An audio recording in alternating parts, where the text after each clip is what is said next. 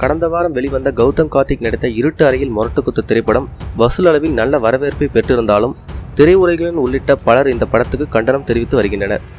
பச்சையாக வசனம், அருவருப்புத்தக்க ஆபாச காட்சிகள், படம் முழுவதும் இரட்டை அர்த்த வசனங்கள் என இந்த படம் இருப்பதாக இயக்குனர் பாரதி ராஜா, தயாரிப்பாளர் சரத்குமார் உள்ளிட்ட ஏற்கனவே பலர் கண்டனம் தெரிவித்துள்ளனர். இந்த நிலையில் இந்த படத்தை தடை செய்ய வேண்டும் என்று சென்னை கமிஷனர் அலுவலகத்தில் மாணவர்கள் மற்றும் இளைஞர்கள் அமைப்பு ஒன்று புகார் கொடுத்துள்ளது. இந்த படத்தின் இயக்குனர் சந்தோஷ் ஜெயக்குமார், தயாரிப்பாளர் ஞானவேல் ராஜா ஆகியோர் ஏற்கனவே ஹரஹர மகாதேவி என்ற இரட்டை அர்த்தம் கூடிய படத்தை எடுத்து மீண்டும் தற்போது இருட்டு அறையில் முரட்டுக்குத்து என்ற படத்தை எடுத்ததாகவும் அவர் மீது கடும் நடவடிக்கை எடுக்க வேண்டும் என்றும் அந்த புகாரில் தெரிவிக்கப்பட்டுள்ளது. மேலும் இந்த படத்தை தயாரித்த தயாரிப்பாளர் மற்றும் இயக்குனர் தங்கள் குடும்ப பெண்ணுடன் இந்த படத்தை போய் பார்க்க முடியுமா என்று புகார் கொடுத்தவர்கள் கேள்வி எழுப்பியுள்ளனர். இந்த புகார் மீது போலீசார் நடவடிக்கை எடுப்பார்களா என்பது பொறுத்திருந்துதான் பார்க்க வேண்டும். இருப்பினும் இந்த படத்தை இளைஞர்கள் பெரும் வரவேற்பை பெற்று 4 நாளில் ரூபாய் 12 கோடி வசூல் செய்துள்ளது என்பது குறிப்பிடத்தக்கது.